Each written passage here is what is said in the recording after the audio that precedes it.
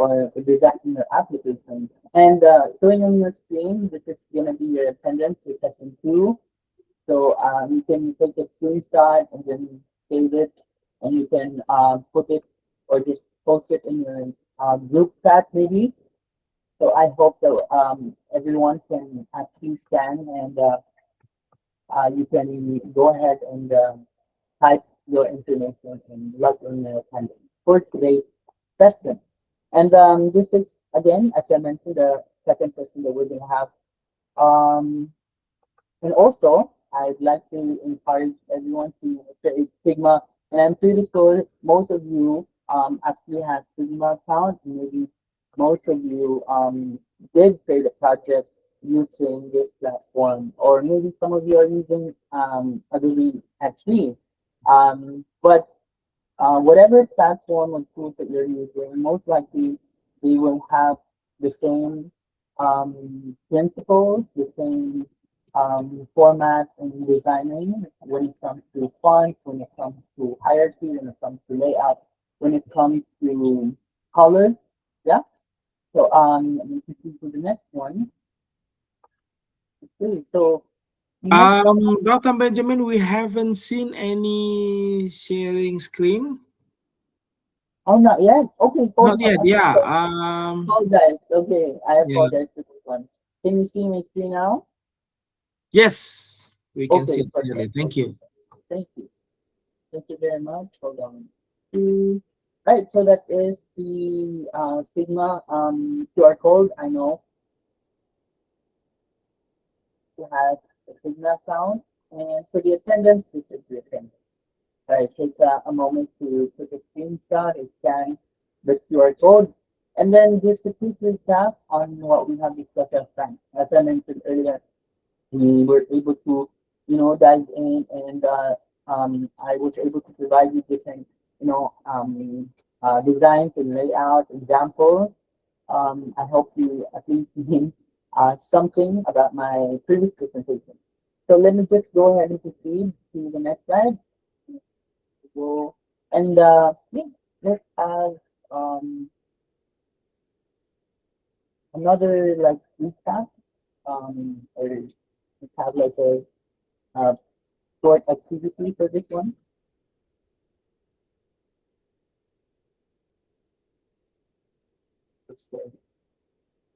Okay. So let me just present this. You can scan again using AHA Slide. You can scan the QR code. You have like question and answer portion.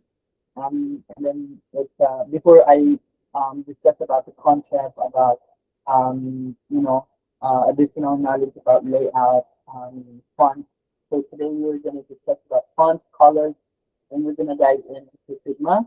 That is our agenda for today. So if you're able to scan the QR code for for our short activity, so let me see if you can see. All right, I think this is different. So you can. I have two participants now, four, and then we can proceed to um, some basic questions. Okay. All right. So let me proceed to the first question. So others can actually, catch up or join so that we will go ahead and see our topic for today. So what do you usually notice first thing you do that? You can type in, this is just a word, cloud, collaboration, or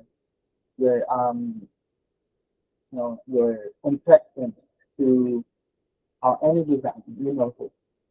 Okay, the parts, the composition, the color, or the placement.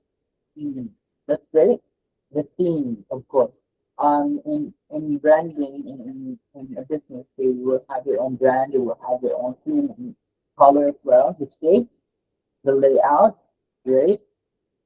Yeah, usually we don't just see design in our phones, in our desktop, because people actually see design text graphics everywhere.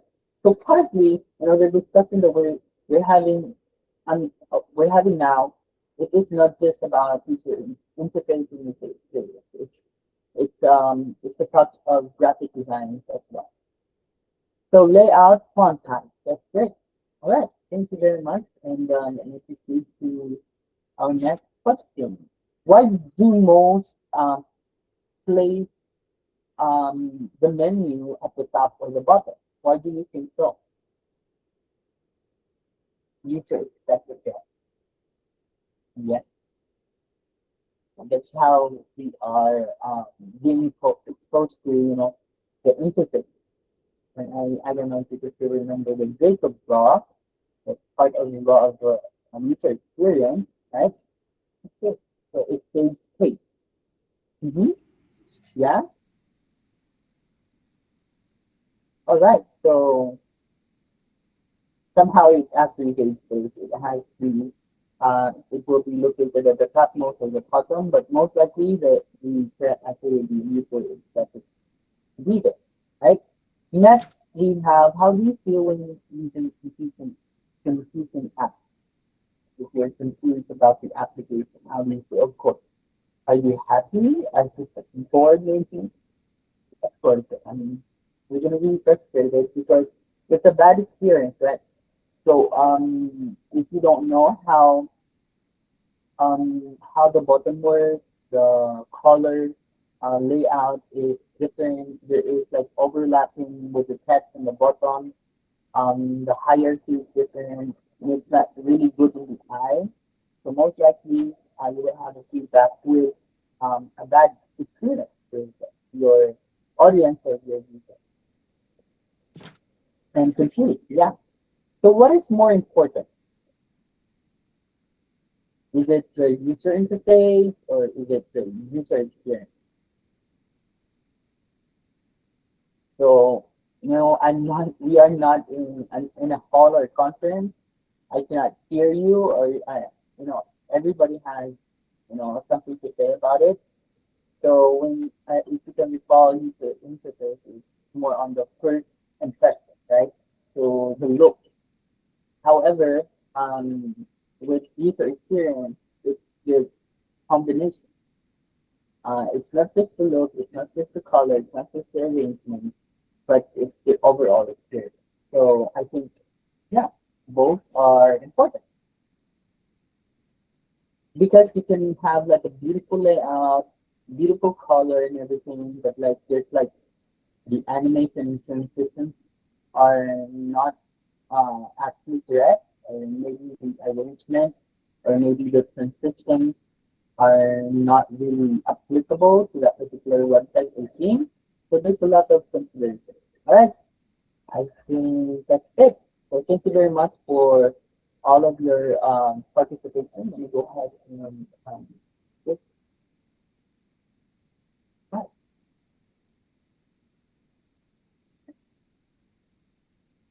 Okay.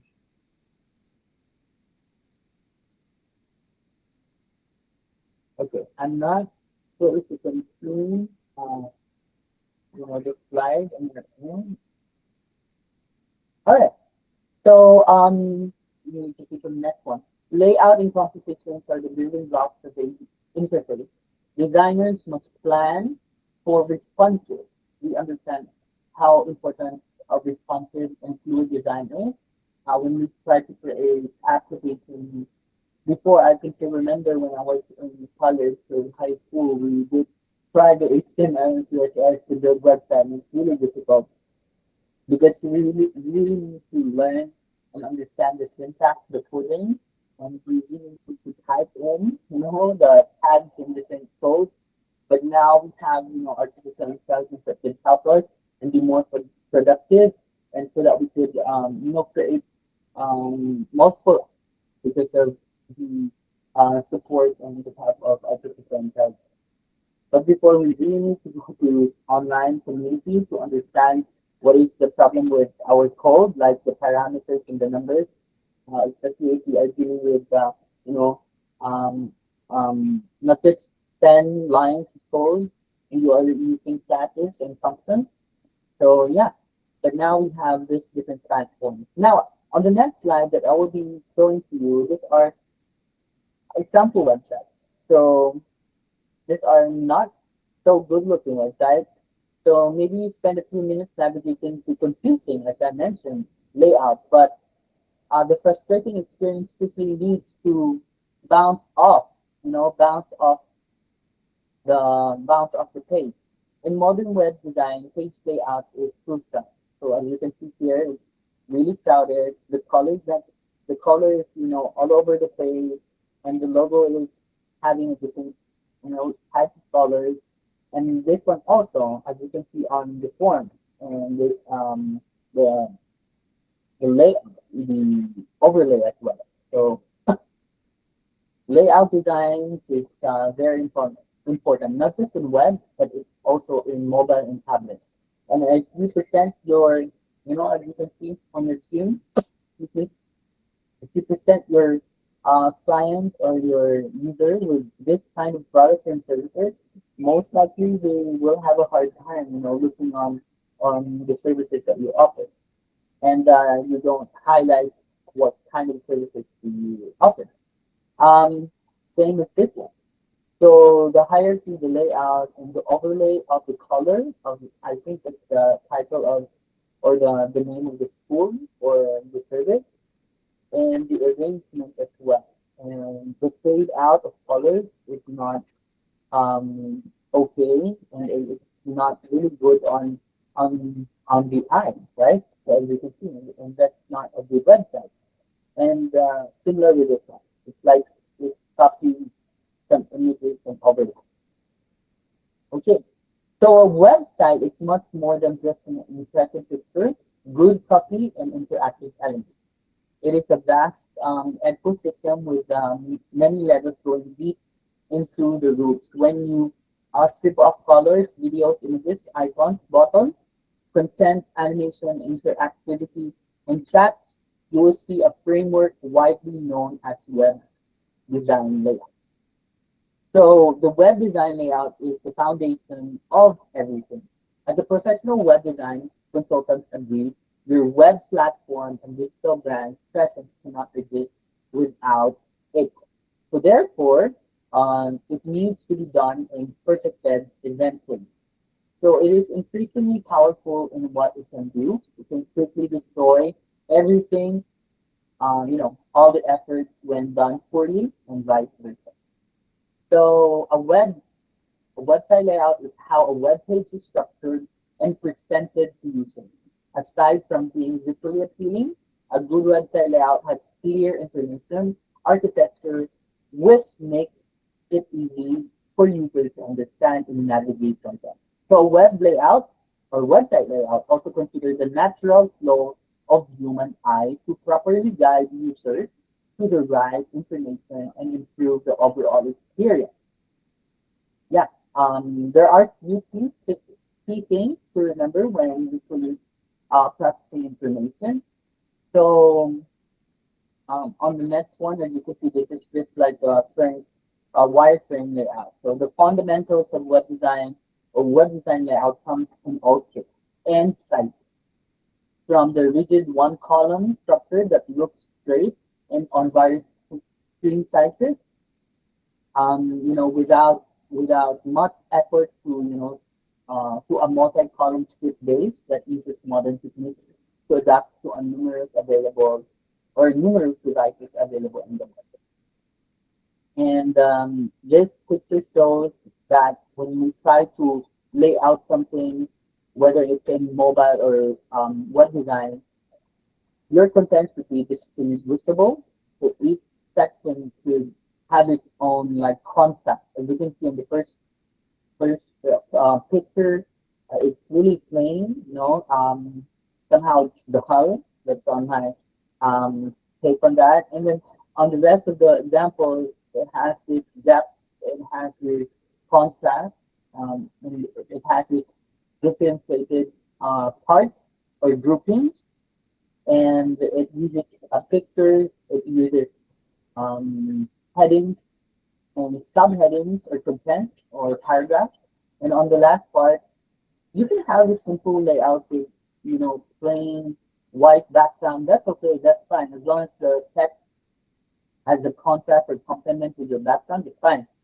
But as long as you don't overwhelm your content, you can add like um um a, a, a grid, section grid, or alignment grid, so that it will have like a grouping or somehow it is organized.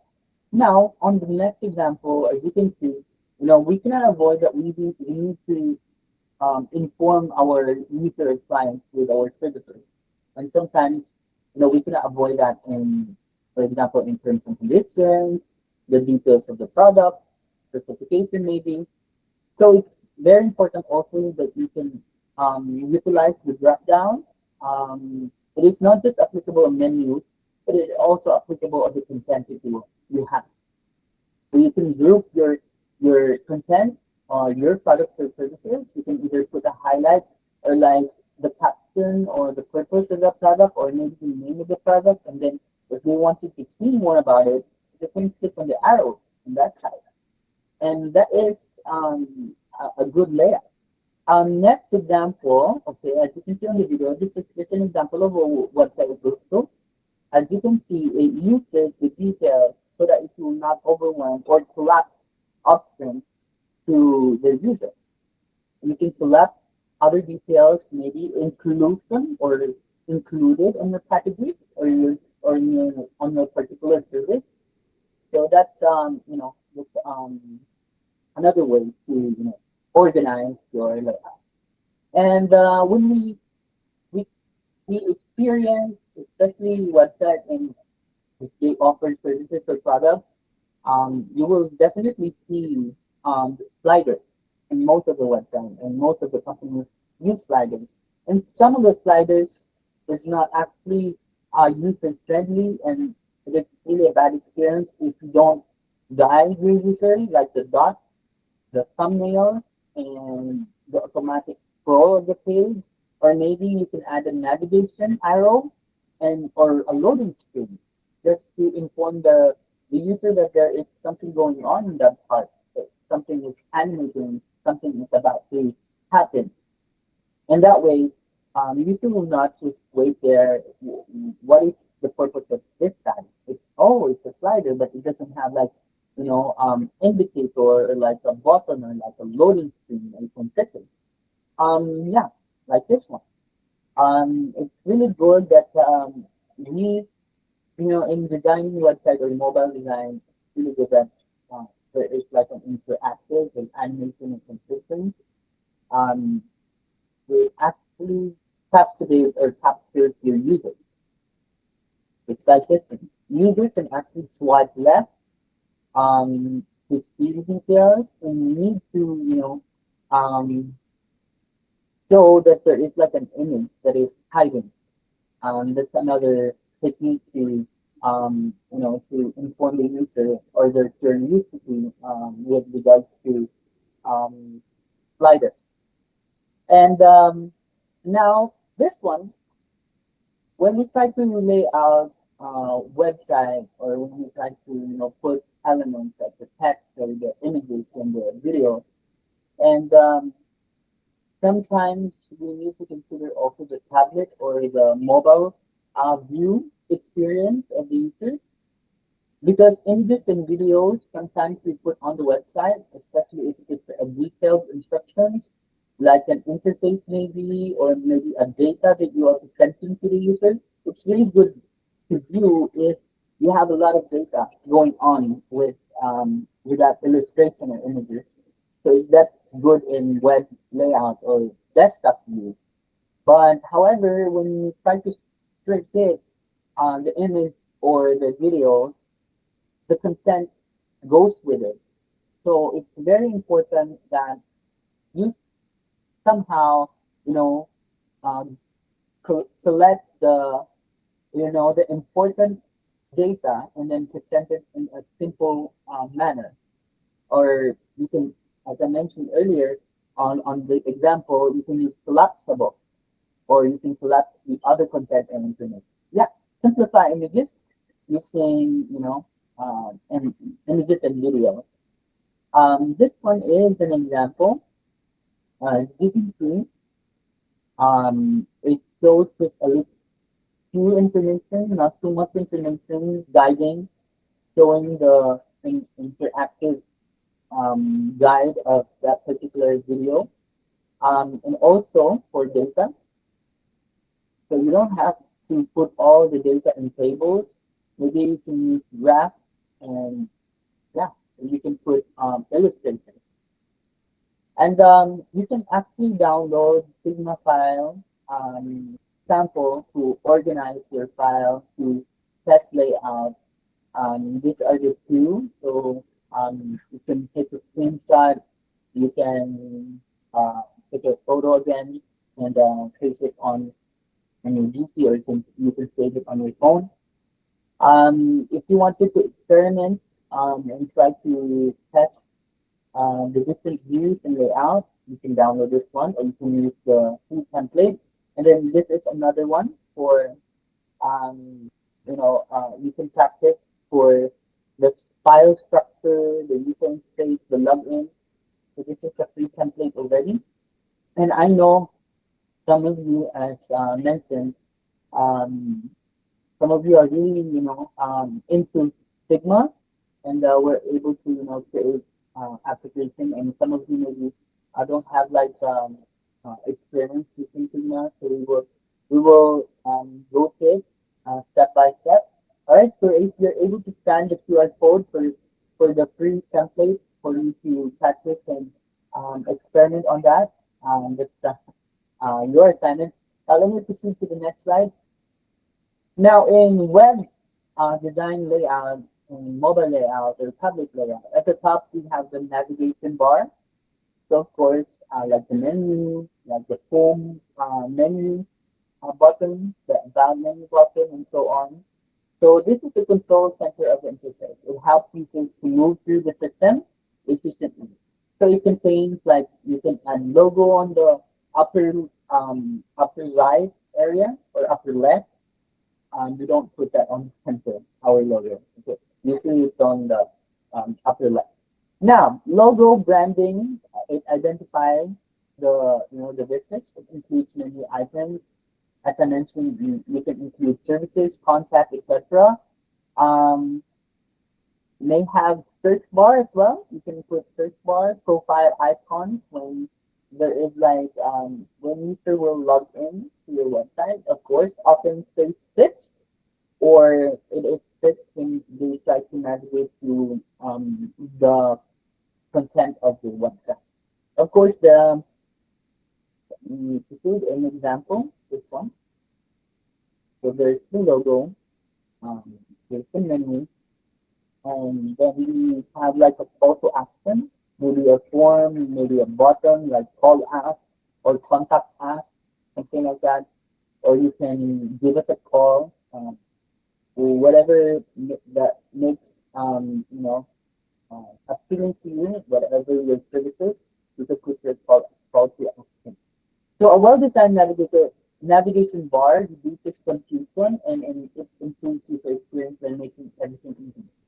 So to keep it simple and not overcrowded, use clear labels, maintain consistent placement, highlight the active page. Now next would be the hero section. So hero section right below the navigation bar, usually you will see the big images, maybe a slider, as we mentioned. So that is actually part of the hero section. This is the first visual area users see when they open the page, also known as the above the fold. So hero section, the key elements to explain it, this is the primary statement. So this is your statement. So you need to have like a catching phrase, maybe a short caption that will catch the user, whether it's what kind of services you offer. Is it unique? Is it on a medical field, agriculture, technology, clothing? So it is a statement that tells user what the website or product is about. And also it provides additional context or explanation to support the main message. Like you can have like this one, try for free. That's a call to action that attracts users to click, and it's a button like get started, sign up, or learn more. That guides users to what to do next. So use to grab. This is actually to use to grab attention, to catch the attention of the client, and visually communicate the purpose of the page. Now, it has different parts. The hero section determines the first impression within a few seconds. You will see what you offer and what will be the customer's next step. And to build trust at the same time, sometimes we put, the trust ratings or the number of users for this particular website, and that actually adds credibility and reliability to your website that you are trusted, you are credible. So they put social proof, and yeah, another example is this one. Aside from social proof, you can add video demo if you are offering like software or applications maybe, or maybe videos about your satisfied customer, or video examples about your unique product. So you can also add those into your hero section. Now for the body, this is where um, the main content area. This is where users focus most of their attention and where the core purpose of the page. So this displays primary information like you can add your text there, you can add your images, additional videos or data. So organized using sections, cards, grids, or columns may include call to action buttons, sign up maybe at the bottom or on different parts. Um, yes, we need to avoid to add sign up buttons or call to action in each column. It actually, confuses and it gives somehow, problem or bad experience to our user if we put too much, call to action. Maybe you could put one on the top, one in the middle, and then one on the footer, and that's it. Or maybe, you can have like two or three call to action buttons. So this is where you put your social proof, block, SAQ, CAT. So this is an example of the body.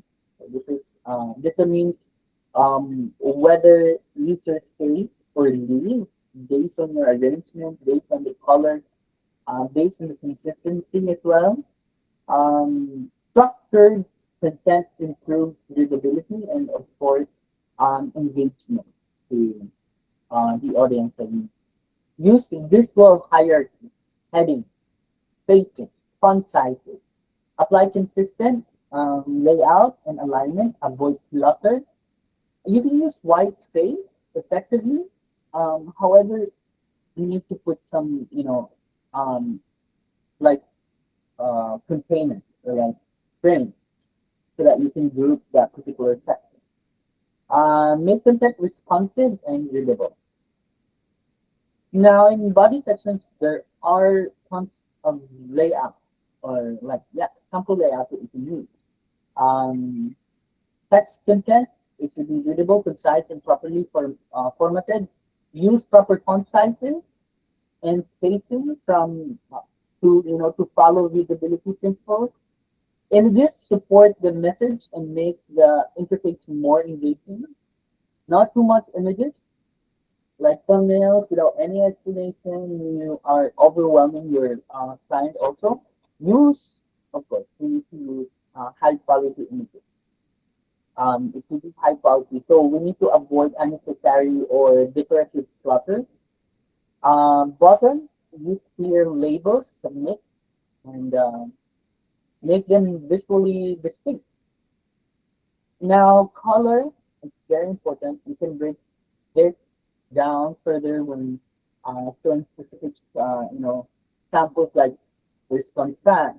I will discuss more about colors and fonts. Images, support the images and make it interface more engaging. And then height, of course.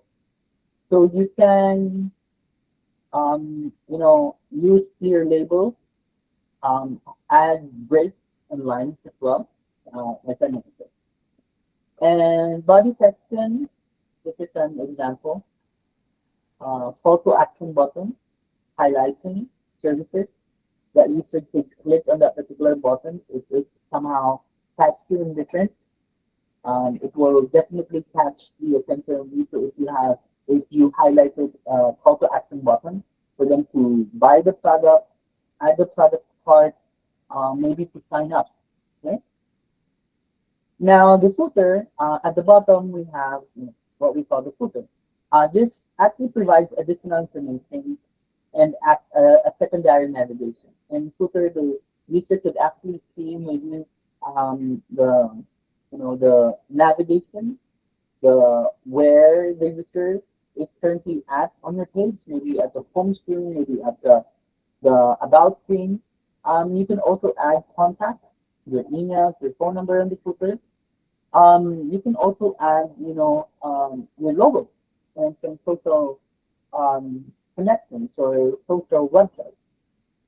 So certain contact details, links, policies, social media, we may include that. Copyright information.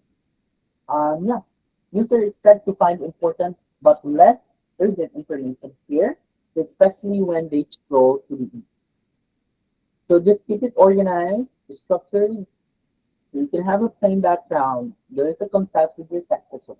If you want to choose a black background, you could have a white or light text here. Now, as you can see, as I have discussed navigation, hero, body, and footer, as you can see the color over here, it's green, yellow to orange and red. That is actually an indicator that the green part is where the exciting part of the user. They went to your website, were curious about your services, they click on the link, and then the first thing that they need to see is something that is informative, something that is catchy, something that is usable, and uh, you will have a good experience, especially the alignment. It's, yeah, the navigation, the hero is actually the most important part of your website because users don't actually scroll down. They don't start on the footer on that area. Some of the users try to they don't actually see those areas. They don't go over there. But once you have a good navigation and a good hero and branding and color combination, most likely they will scroll down and check your services and products.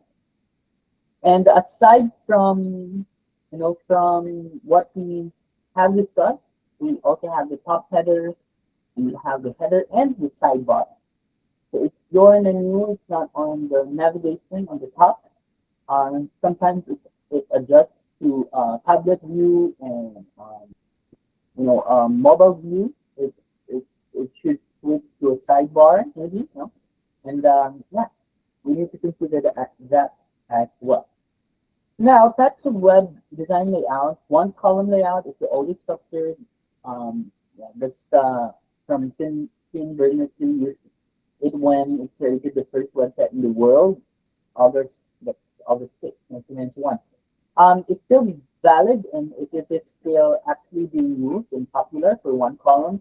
But now we are able to see the different layout and flexibility of how we provide or how we arrange and design our website and um, mobile design or mobile site. So we can have like one or more than one multi-column layout. So types of web design layout, we have two columns, two screen layout. You can use this one, split screen. It has two column structure with equal space between both sides, and then a symmetrical layout. So it is um, an imbalance somehow, as you can see. If you look at it, somehow it is imbalanced, but structured. It emphasizes a particular page area, as you can see over there. And next one is the access.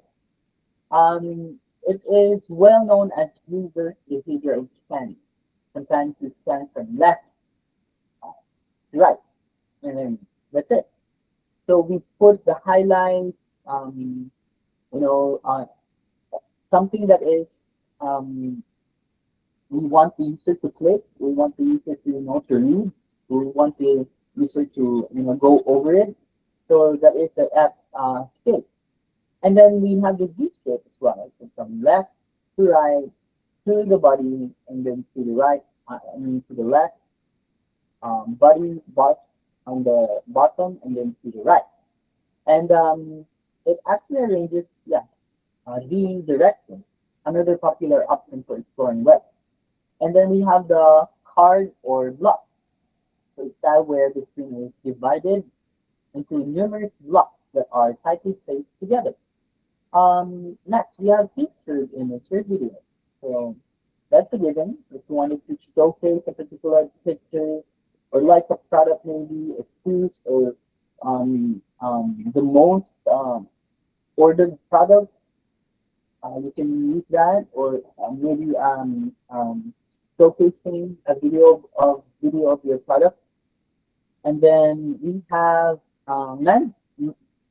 mandatory layout. So it does not actually stick to strict grid, though it has some organizational order. The items in the following row rise to fill the gap, thereby recreating, recreating the engaging citrus field plant. You know, yeah. But somehow I don't know if you able to play citrus. Citrus is somehow the color combination, the layout, and the layout for the game is user friendly. It's good for users. And then of course the magazine layout. So several structures. It looks like a mess, but it has been changed to various data arrangement techniques. And yeah, according to Jacob's law, we have this like prior art or prior design when we try to provide user experience or layout. Because most people before we read magazines, and that's how magazines have been you know um, created or being laid out. Now another is layout with fixed navigation. So it has a fixed navigation on the top. However, its navigation is always sit there. Yeah, it moves along the page, staying at the same position. So I know most of you, maybe not all of you notice this one because you're used to it. You're used to, the website to act like this, the website to do this and do that.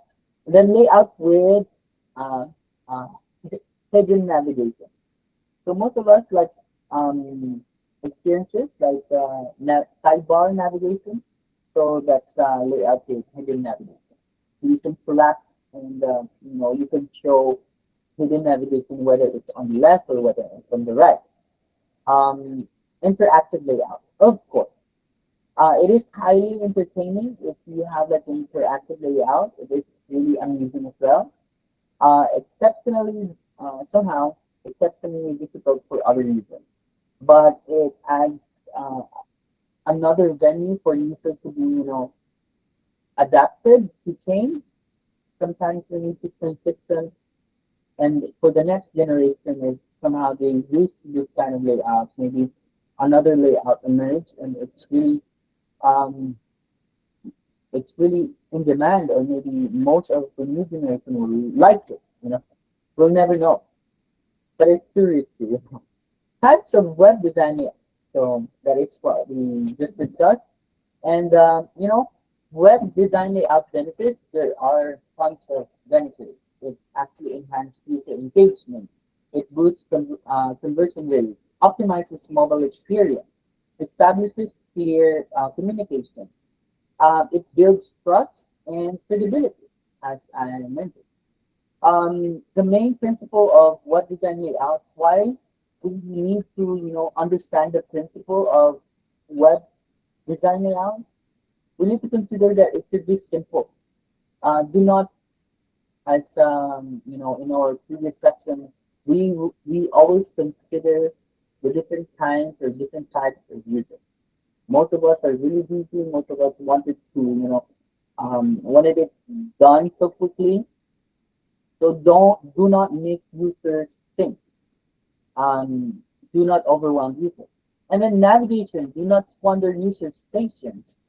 You can use white spaces always, space overlooked and underestimated, but as many professional web design teams agree, it is increasingly important to only use nothing except but adding blank or spaces, so white spaces, as long as you use your elements and arrange it properly.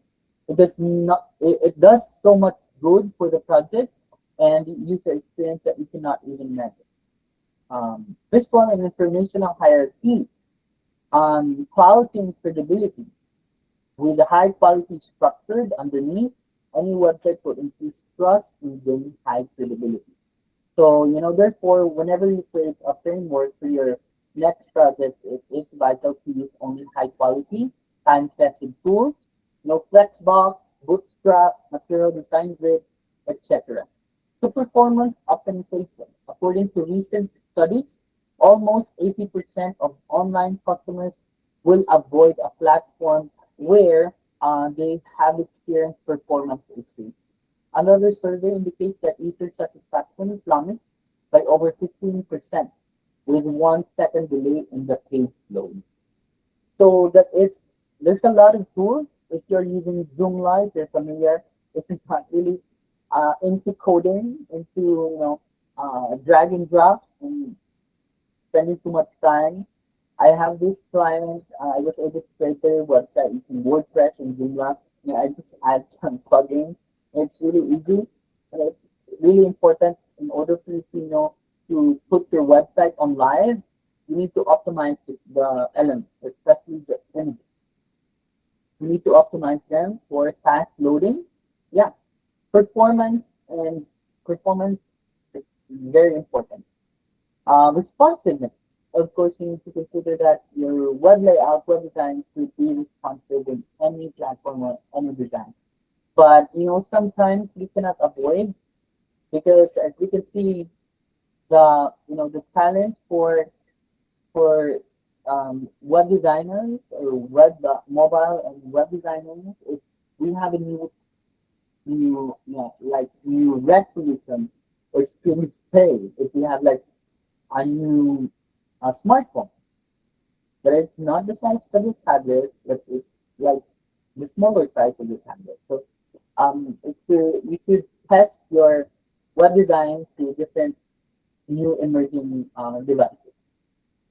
Yeah, these are the main principles of web design layout. Benefits of good web design: enhances readability, strengthens usability, establishes digital hierarchy, and at the same time, it improves user experience, as mentioned. So this is an example of a grid layout. It is structured used in web design. It uses rows and columns, as you can see, especially this is applicable in products or services. Maybe in Nike or like this is clothing, H&M. So you can use this reference also when you try to build a website. Slipstream, like for logins maybe, for payments. This is really good for layout and good for user experience. A symmetric layout. Symmetrical layout divides content into two sections, but this time the sections are divided equally. So as you can see, it's not equal. However, it is somehow appealing and it is really arranged properly somehow. It's simple yet classic. And a full screen layout. This one is there's no so much elements on it. It's the big wide screen layout, and you have your navigation menu at the top. You have your call to action button, and you have your maybe brand caption or like a slogan maybe, and then a big image. And that's simple yet engaging to your client. Side scrolling layout. Of course, we see this on. I don't know if you are using Disney Plus, HBO. Yes, the most famous one, Netflix. So side scrolling layout. So instead of the usual top to bottom browsing, side scrolling lets you let your content flow from left to right. This is perfect for showing off images or image selection or organizing different categories without overwhelming visitors. Now, we also have card layout. Card layout can help visitors quickly browse options or products and services. Regular boxes or cards to display. And yeah, magazine layout. This is a layout that is example that we discussed earlier. So magazine layout brings the classic print or printed that we like, my generation, the older generation used to to read magazines or covers, maybe newspapers. That's the reference of this layout, magazine layout. And then gallery. If you have like a gallery of your designs or your layout with minimal text, of course, with, on the bottom side. This type of layouts are perfect for like my portfolio. I am actually was able to use, I mean, create different portfolios or website as well. Yeah, for image gallery. So because it actually keeps text, light, and images from the center. And then the zigzag layout or the Z layout. As you can see, guiding the eye left to right, down, and cross. Creating a natural journey in visual interest. The wide space blocks of text and visual engaging images enhances readability and increases engagement. And layout. First across the top, then halfway across, then down the left side.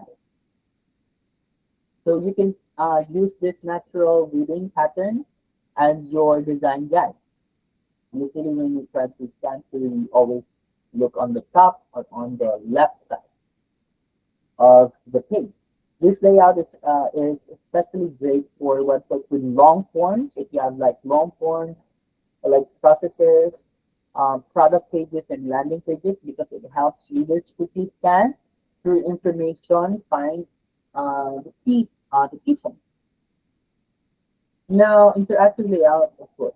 Um, like if there's like animation, maybe a video, or maybe a button that they need to interact. Maybe once they scroll to that particular image or area, it moves around. So it's an interactive layout.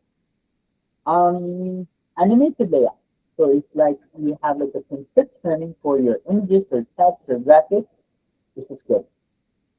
So key features of mobile web design, vertical, it could be vertical display, large, well-labeled buttons, clean design with enough space, clear calls to action, less text with readable font size. Um, yeah, these are the key features. I have one client because sometimes we tend to want to have like a project that we are trying to create. We dive into the details, we dive into the product, or we research more on maybe on the mission and vision. We put everything in one page.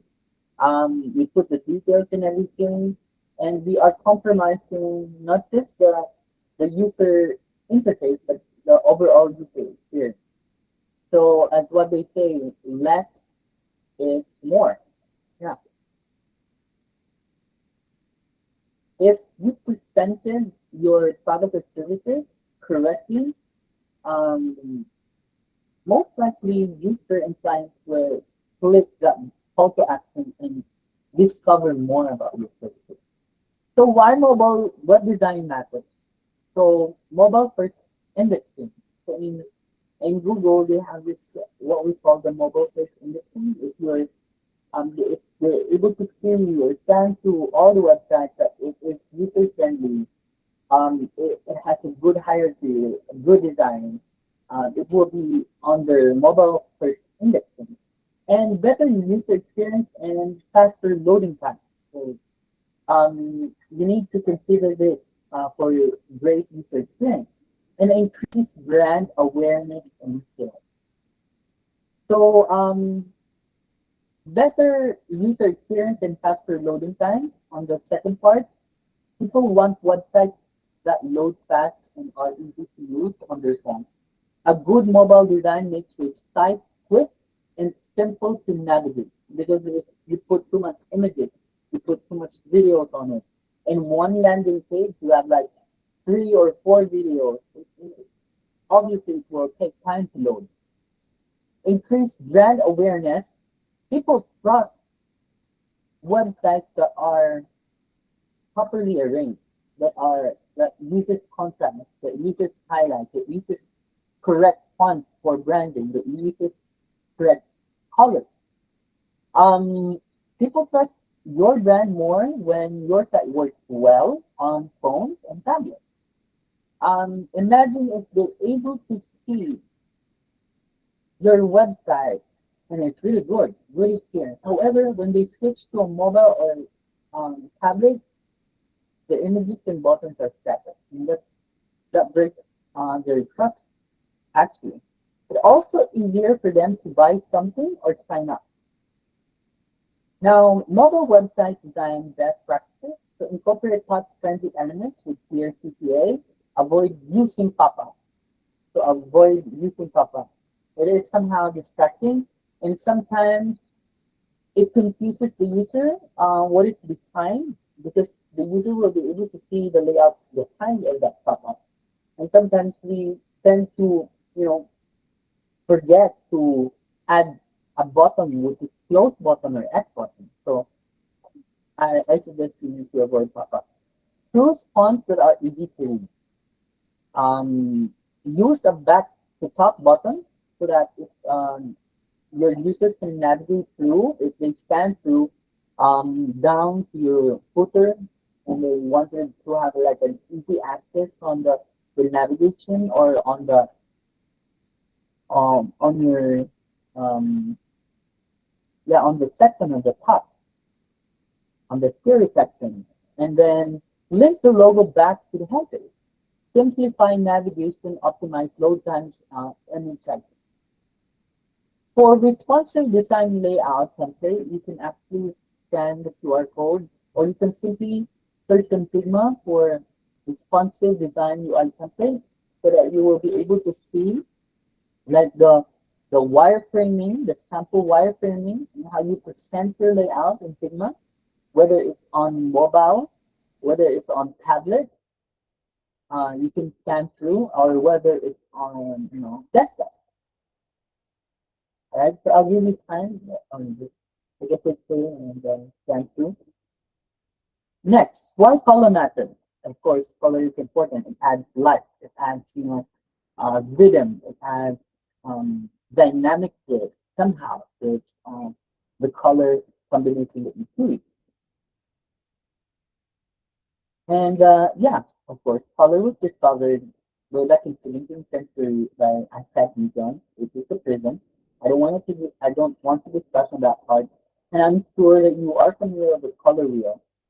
The color wheel has a lot of color, shading, primary color, secondary color, and so on. And then we have complementary colors. So this is actually a guide for you to, use complementary colors because sometimes colors can actually fight, not just literally fight, but it creates like a bad experience, especially on the eye of the user. Analogous color combination, you can use that, like transitioning to a red, orange, and yellow, and lighter yellow, um, and other colors. There's like a fundamental color relationship um, with different colors. And of course, you consider the one. So there's like a theme for different colors and two colors, blue, light blue, violet, and then one color is like yellow, orange, and red. So you need to understand, uh, the logo, what would be your colors. Most of the company, like I don't know, they somehow uses yellow and red, which is really a strong color for their logo and branding. Color systems, I know most of you maybe you are familiar with RGB, CMYK, hex. RGB colors in systems are combination of red, green, and blue. So it represented in 0 and 255. Yeah. And then for CMYK, used in print, which is actually used in print design. These are also the standard for cartridge for most color printers. So unlike RGB, the zero value of all colors in CMYK is like 40 in different values. And then you have the hex color. Usually you can use this one in a color picker. You can switch to RGBs and white and hex. So these are hexadecimal combination of special character and numbers and letters. Right? So why color is important? It actually helps artists, graphic designers, and product teams figure out how colors work together to achieve color harmony. This framework helps creators choose a color palette that stirs up emotions, leaving a lasting impact in audiences. The appropriate color and font styles and font family with a theme. Like if you are like having a title of horror movie, a love story, maybe a wedding, maybe a fun title, maybe it's a celebration. So the you need to consider the type of font and the type of color that you deliver to your client or to your user. And then tints and shadings. By adding white to a color, higher levels of white will produce lighter tints. Similarly, if you like add black or black, you will produce a different tint. We also have hue and saturation, lightness and brightness in the color. So why does color theory matter? It is impactful visual design, improved user experience, better brand experience or expression. So impactful, color theory can guide you to use contrasting colors to grab your audiences or your audience attention, or strike a color balance for enduring visual appeal.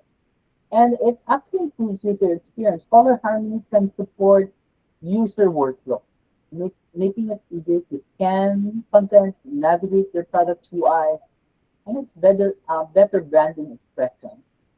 The right color palette can help you showcase your brand, the personality, the mood, and maybe your message. Maybe you are creating a message to, for a greener feeling, like a cool feeling, maybe something like that. Maybe you are more on the classic rhythm. Maybe you put gold to it. So color really matters to web layout, web design, and yeah. So when you choose red, it is actually energetic color. It can symbolize as many emotions and ideas, both positive and negative. Users associate with love, like if you are, focusing about different services, about people, about, maybe love, or maybe like you are showcasing a brand that is it emphasizes a strong appeal. Portfolio kits uses inviting things as red, which is actually resonate the energy and the confidence. Red can be bold statement, color you want to draw user immediate attention. Many food and beverages uses red. And now orange, this one, orange is a warm and happy color that reminds many users it somehow it is friendly for me. I don't know. It's like friendly. It is enthusiastic, motivation at the same time. Um, yeah, using orange is a key player in your color scheme can result into a highly memorable site that leaves visitors with positive first impression. Yeah, look at that. You don't have to stick like purely green or red. You can have like combination of white and simple other colors as well. So green is a positive and calm color, widely associated with nature, ecology, and renewable energy. Maybe, yeah, beautiful dark green elements to complement the images in greenery, pleasant and refreshing at the same time. So it's often used in environmental. And yeah, yellow is another one color that symbolizes somehow, for me, it's like joy. Yellow. Because I have a yellow blanket, it makes me happy before when I was young. Yeah, when used strategically on your website, you can easily inject confidence and inspiration in your design.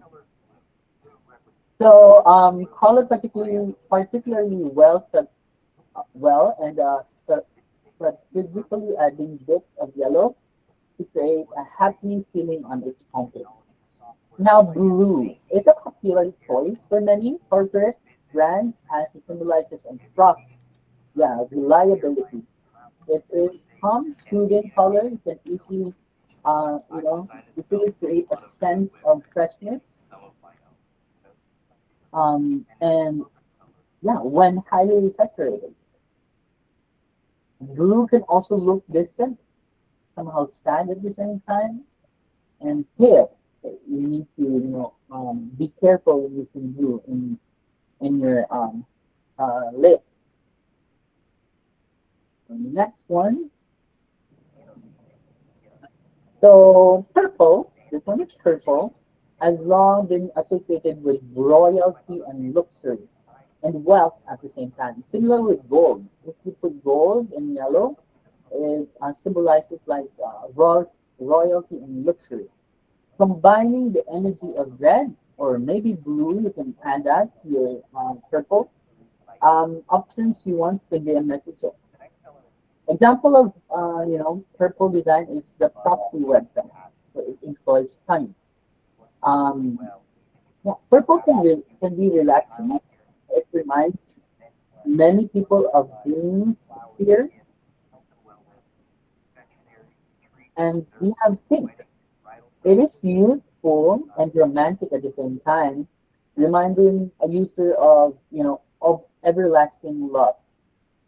It's widely associated with sensitivity and femininity. And it can also be bold statement color. So a scene striking design like maybe selling flowers, decoration, bouquet, gowns, I don't know, wedding. I think those are the appropriate colors for your services or for your brand. Now for typography, I know some of you maybe have a knowledge about typography already. So progressively, programmers created new ways to design web typography, which brought more flexibility than resembles printed designs. Typography has affected both graphic and web media platforms and has become a great medium to visual communication, connecting people in positive and meaningful. First impression matter as every brand's pronoun. Um, Most users will leave a web page very quickly if the content isn't clear and compelling. Your creative team works hard to convey your brand, message, and engaging accessible language. Now they are counting on on good typography and design precision. So most web content consists of words. A website words should be readable by visitors, which should create a good reading experience. Why typography is important plays a key role creating quality websites, apps, emails, ebooks, and more. That's it. Um, typography. What is typography in web design like? So typography plays a vital role in web design. Basic by selecting and using suitable typefaces to ensure visibility and compression of every text-based content of website. Now, typography is the concept and practice of selecting and using type for web design development and other digital application or platforms. In summary, it's the process of using typefaces or typeface or primary font selections for the web using a variety of text properties and accept professional and compelling content. So this is a typeface. It's a set of specific design letter fonts. I know you're aware about it. Whether it's numerical and other characters categorized based on style, weight, height, balance, variety, and spacing. So font is technically termed in the actual typeface. So files installed in your computer with different variations such as weight and typeface will sometimes can be determined with what we call the font. And we have web safe fonts. So these are web typography that are safe to use. Arial, Homa, Verdana, um, Helvetica. So you can use that impact for your use. These are, of course, I know most of you are familiar with the stair fonts, tiny feet or tails or strokes maybe, like a stairs. And this one is sans serif. Fonts that no serif, no extra tail. And that's it. The elements of web typography, we have the baseline. So this is an imaginary line that is used to guide where each typeface or letter sits. That is the baseline. However, there are some instances where some typeface or letters such as T or D override in baseline and extend their bottom part below. And then we have kerning, refers to the spacing between different typefaces or letters. Each letters often has different or default set of spacing around each letter, sometimes producing inconsistency. So you will be able to see sometimes the kerning is you observe that there's like more space towards one type to another. And then we have what we call the tracking. So this is the space between overall typefaces or text. And then the leading, also known as the line spacing. So the line between the paragraph, the upper text and the lower text. Yeah. Contrast is one of the primary contributing factors when it comes to typography. So you need to make sure that as I mentioned, if your background is dark, make your text lighter. If your background is bright, make your text darker. That is perfect. Yeah. Dealing with typography color doesn't directly mean affect regular color scheme. The typography color refers to how heavy, um, you know, or light of the particular text in the canvas. This determines the general presence of a text block in a particular component instead of the actual color palette. Now we use hierarchy in our layout, web or maybe mobile. That's why we heading, subheading, subtitle. We have like the content itself. This involves actually the rational and appropriate choice of typeface style, size, spacing, position, and color. So hierarchy division is typically placing content that indicates a certain level of importance. So hierarchy often goes side by side. So with text composition, it determines the proper order of the piece of information. So in Figma, we can do a lot of things. As I have discussed the different layouts um, about colors, how colors affect your theme, your layout, your design, the purpose of the colors, um, the typefaces, topography. So in Figma, we can do a lot of things as well. We can experiment, we can use icons, we can create navigation, so on. And in this part, we will try to understand some of the basics for for the people who who haven't signed up for Figma or haven't done any projects for Figma. So this is just a short video for Figma, just a basic one. So as you can see, when you sign up for Figma, you will be able to see, the web or mobile layout. So you can choose any template. Let's just skip that for the meantime. Then on the lower part, you will have your tools there. Specifically, we use frames. And frames, once you click frames, you can also use move tool. You can create frames. It's like the interface or the size of the screen. So you can click and delete that. Or you can choose design or preset layout frames on the right side.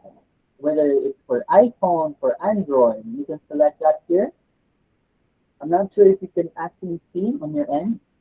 Yeah, you can choose any um, frames on this area or default frame. And then you can set the width and the height as well. You can adjust that on the design property on the right side.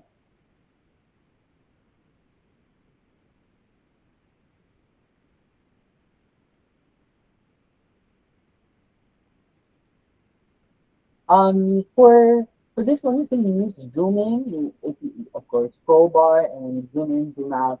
And then on the upper part, you can actually change the zoom percentage at the same time. And then you can rename actually the frame itself. As you can see on the left part, we are actually on the page one, but it has a lot of layers already. So you can create home features, or maybe you can think about the different pages on your website: the home, the about, the career, and the services, and so on. You can simply drag and drop by clicking the title of the frame as well. If you wanted to choose the frame itself from its other frames, you can simply go over there, click frame, then you can change that into a tablet view maybe. You can multiple select frames at the same time. Just highlight everything, yeah.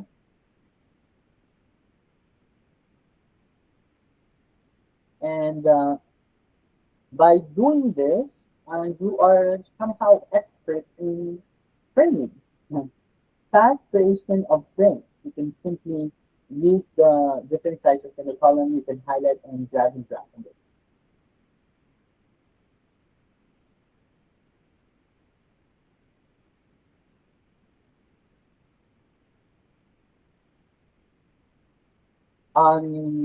On the other side, as you can see, layers, we created a feature home page. Um, and then if you want to delete everything, you just simply highlight. If in case that you zoom out, you can click over there on the upper right part to take the screen or go back to the elements of screen, and then you can rename your project or your draft maybe. So you can type anything you want. Maybe first layout for Figma,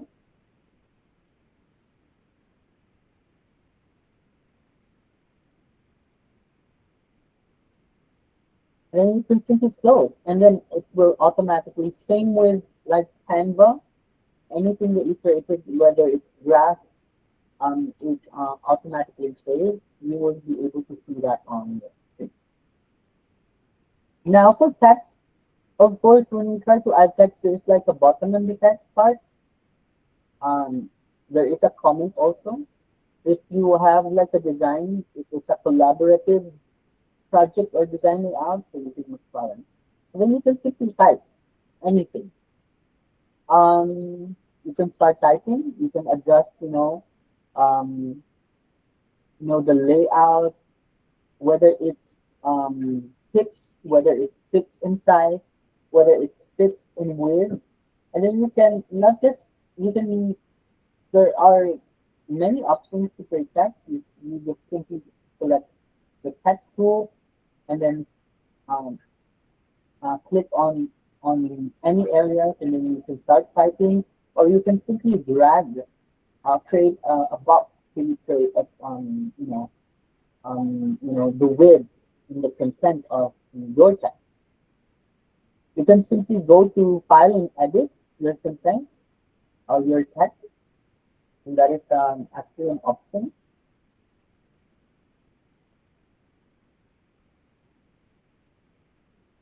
right? So see, hold on.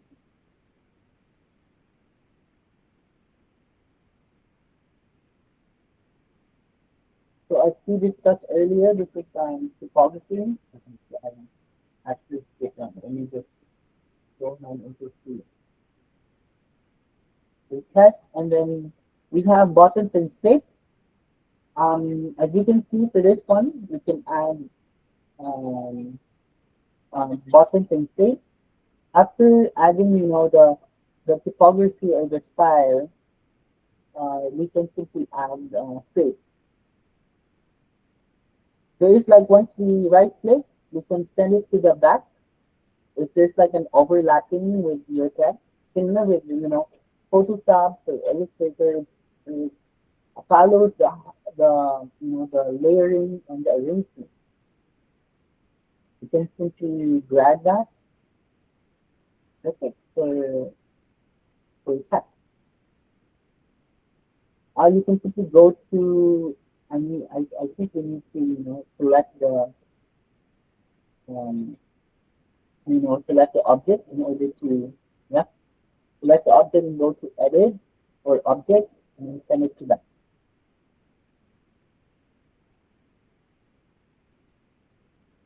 So this are actually very simple um, steps on how we can start wireframing, how we can start layouting our design or project in Figma. I know maybe some of you already explored the community, or maybe explore the plugins, or maybe explore the AI tools that they have, especially the template wherein you can have all the design already and the buttons and icons when you're familiar with having everything. So that's fine. That's okay. Now in your newspaper, you will see there like a button that you can actually adjust the corner of that particular shape. Just select um, that object, and then you can simply, change the appearance over there. If you don't want all of the curves or the corners will follow. Yeah, that's how you like customize the shape. And there are other ways as well to customize the shape. And this one, it adds the ellipse tool, or this, what do you call this one? The circle, and then it actually adds the line to create a plus sign. Okay. Now, Figma colors is very simple as well. You can select shape and then go to the appearance or the color portion, and then you can start, customizing the color. You can simply drag, click and drag, scroll, similar, yeah, similar with the other tools. Color picker. The shortcuts for this one is I on the keyboard. You can change the color.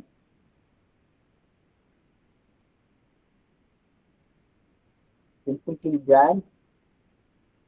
The color here is texture currently. You can change the fill or the opacity as well in the lower part. Let me just go up to speed on this one. And then it discusses the hexa, RGB, um, and so on. I think I just put the first. Let me take this.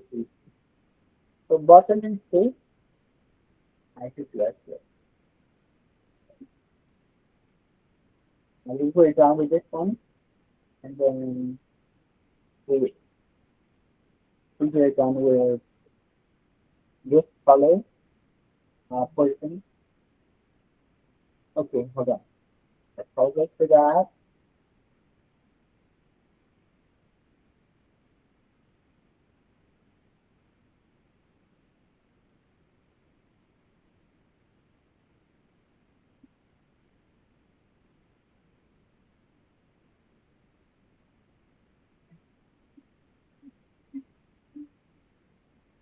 Oh, that's description. But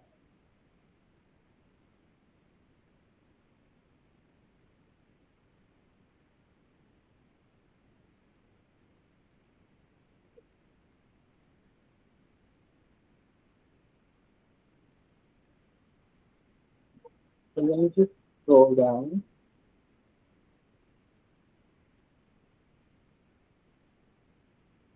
Um, right here. It actually discusses simple things. So basic, similar with other shapes. You can change the color. You can use the um, eye eyedropper. You can multiple select the shape and then choose click I on the keyboard and select any color on your layout to follow the color, something like that. And then that's it. You have like a simple layout for the color. Or you can change the background color of the frame. That's right. Yeah. For the stroke, we have when we try to add strokes to our edge shapes, we can simply go to stroke. Take the property of the shape, and as you can see on the lower part, and then change the stroke over there. You can also, whether it's inside or outside, pretty much the same with other layout design. Yeah,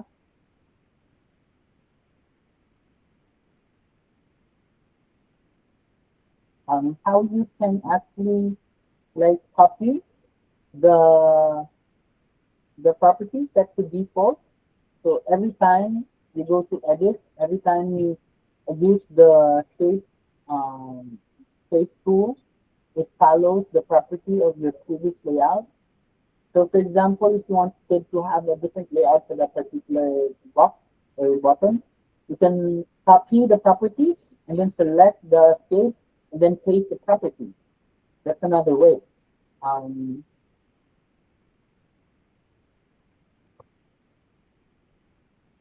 and then next we have, hold on. So we're done with the stroke. Next one. This is still the stroke part. We can use line. We can add lines to it. We can increase, the the line or the thickness of your line.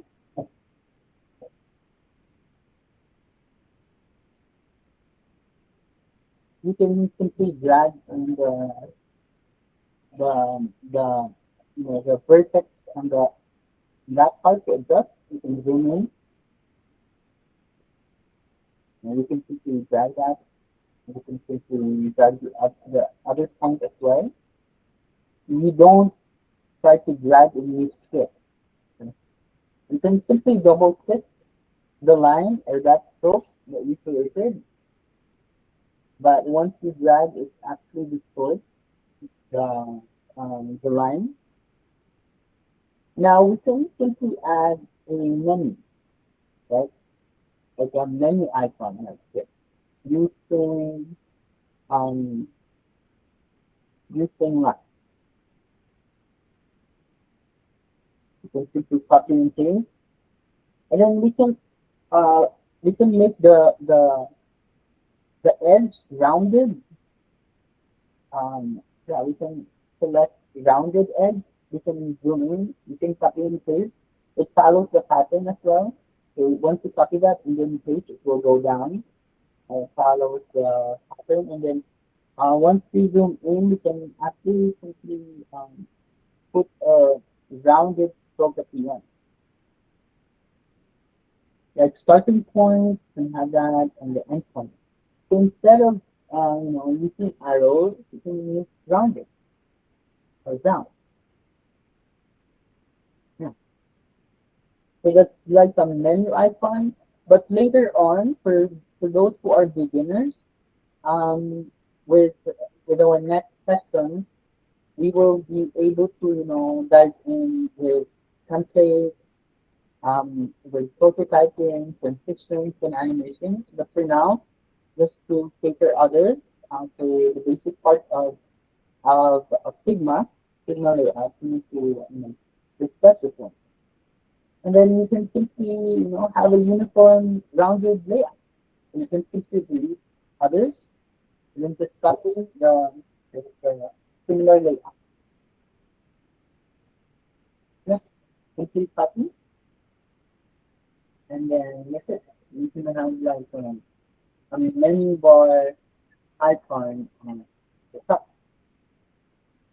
Now, Figma skills, it is also very important for Figma skills.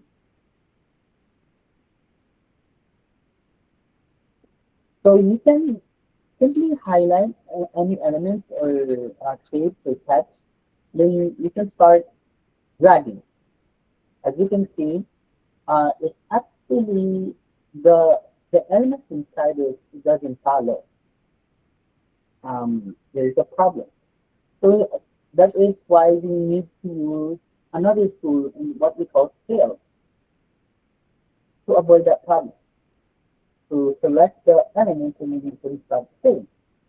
And the element inside, whether it's a text, whether it's a stroke, or whether an image, it actually follows where the scale tool.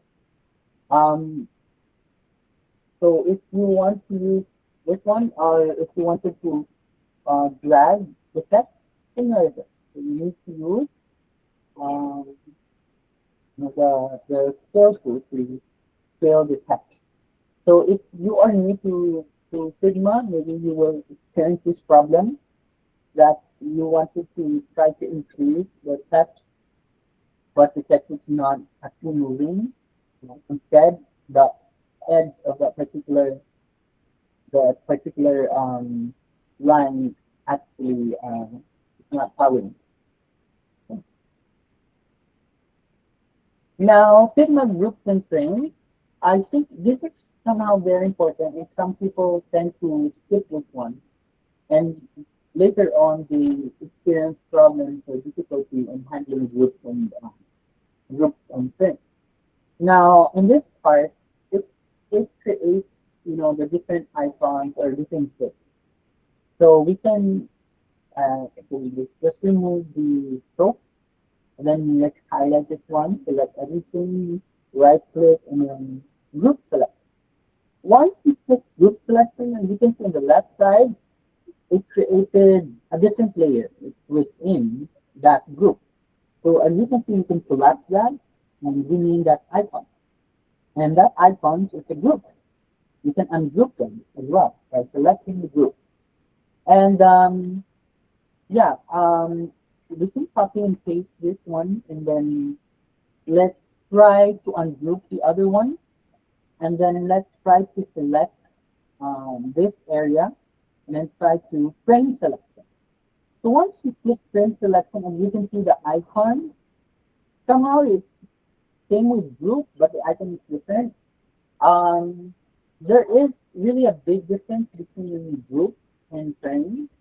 When you try to scale it up or scale it down, you will be experiencing some problems. And the icon for the group is like a square, and for the frame it's like a line to it. Now, let's further rename this one. So you can, because if you will have like huge or multiple elements, multiple pages, multiple screen displays, it's very important to organize your layers and to rename them properly so that you will understand the different elements, the key elements, especially if you are working with groups in one project.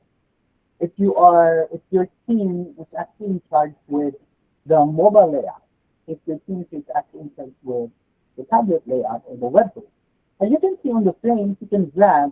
However, it doesn't um, really go with the stick, unlike a group, it's bent. So you can, in frames, you can click consent, as you can see earlier. You can click vertical for the layout.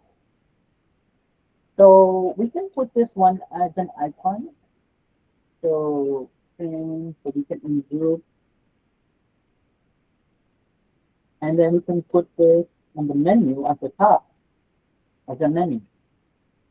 Now we can select everything and make it in one frame. So we can select the text, we can select the elements, but they are actually in one frame.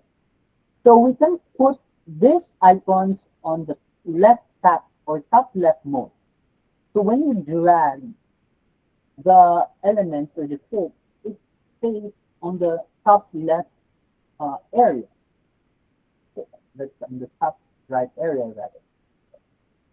So that's the beauty of frames that groups doesn't have. So groups you can increase or drag, but it bends. But for framing, with proper setting of the properties, it is actually responsive and fluid. Now, in this part, in this section, this is going to be your activity. So you can create a simple, maybe you can surprise me. You can go beyond if you have many designs already created in Figma. That's good. Allow me to see your output or your activity. Whether it doesn't have like a transition or prototyping, that's fine. That's okay. You just create a simple wireframe or layout. So just like this, maybe we can have like four screen or pages. So that is part of your worksheet activity for the session two. So you can simply copy and paste or share your draft or your layout for the wireframe. You can start scanning the session two worksheet and then submit your Figma layout or wireframe layout to the Google form. How will you do it? Let me just go over it in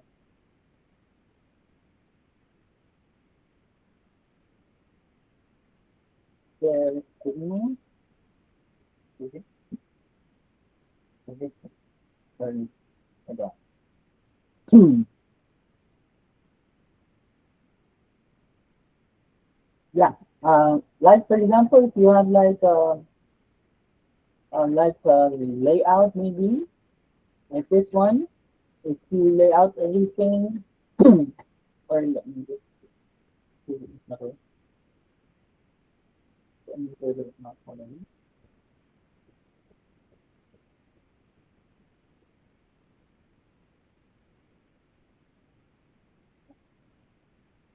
This one.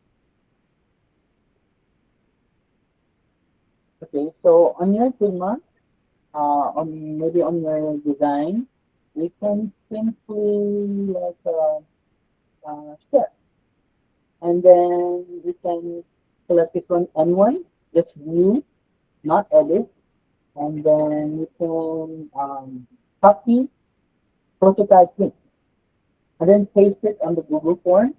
And that's it. It's your worksheet. So all you have to do is just create a simple wireframe layout, not this one. Okay. You can the one that we just discussed. As I mentioned, you can. your imagination is the limit. You can go beyond, and you can design your other web page design layout. So make sure you think about your services, your products, and your customers, and hopefully you apply the things that we just discussed about layout, about the proper way in how to lay out web pages or mobile designs, and using the right and appropriate colors and fonts. So yeah, that's it. Let me just click on my screen again. Hold on. So this is the QR code. If you're not able to, to see or scan through the worksheet, and scan through the worksheet. Thank you very much. And let me proceed to the next part. So, which is now this is just again a simple game that we're gonna have for for everyone.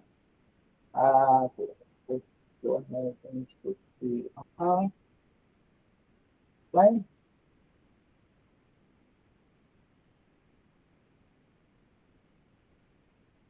Okay. So I want you to send this activity section 2.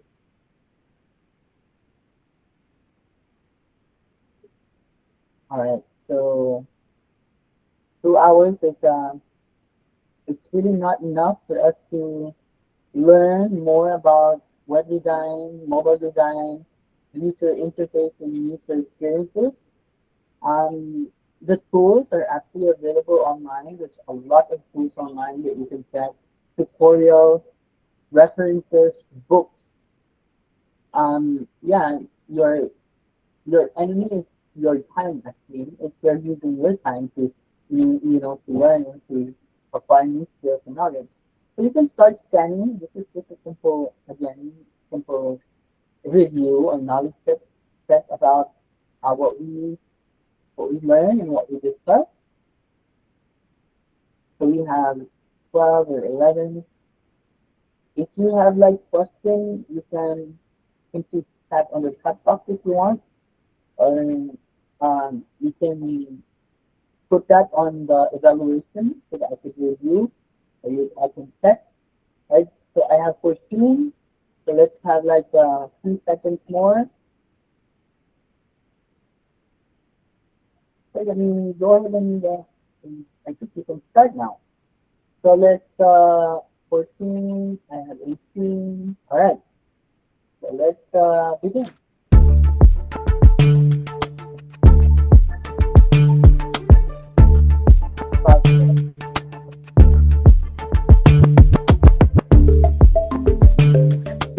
Yeah.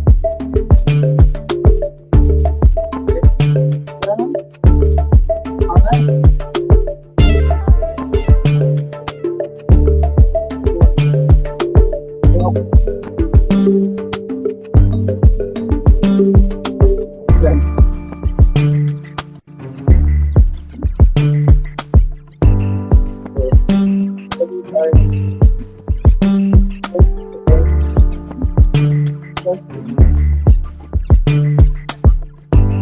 You know, what?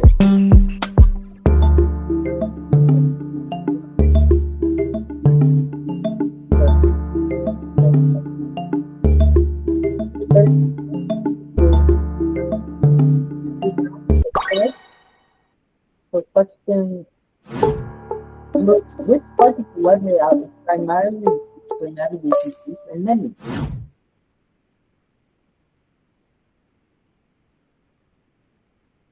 Is it the footer, the body, the letter B is it's done. Navigation bar, sidebar.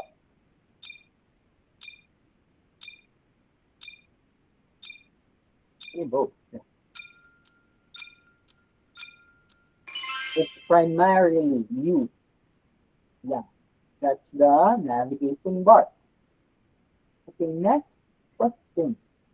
Great job, we have 30. That's the correct answer. For question one, why is quality important in UI design? Why do you think?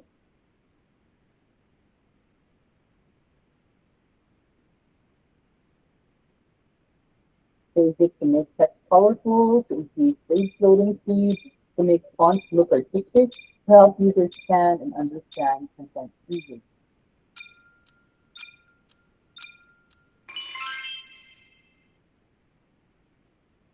All right, to help users scan and understand content easily. Next, we have question number 4. So, what is the main purpose of using design? So, why do we like this one? The interface or the layout of the Aha slide has a lot of white spaces.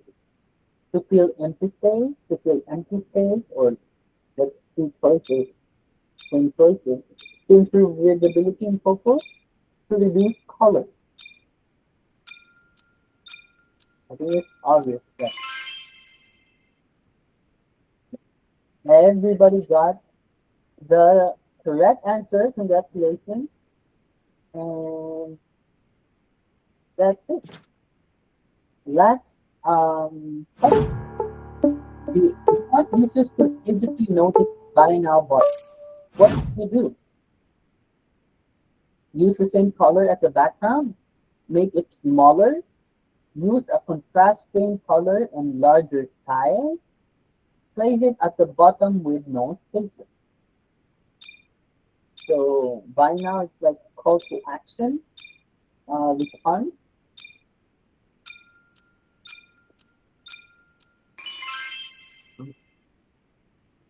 Yes, uh, use a contrasting color and larger size. With uh, with 30 groups got it right. All right. So thank you very much again for joining to this short short review that we have.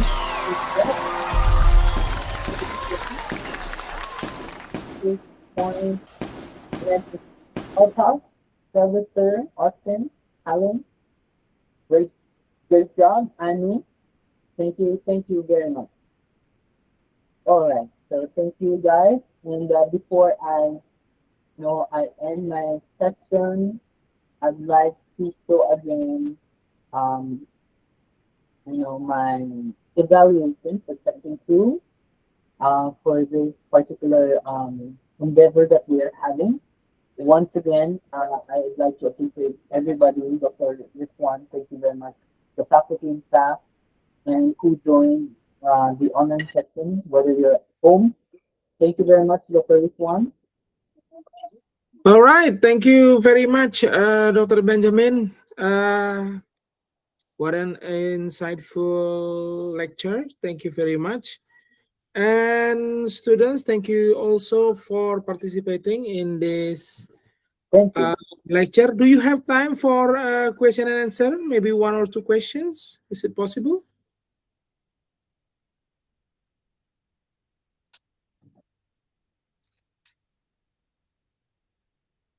Yeah, and students, maybe you still have questions. Yeah, you can write it down in the chat box. Or is it possible for you to raise your hand? And we still have like 3 minutes.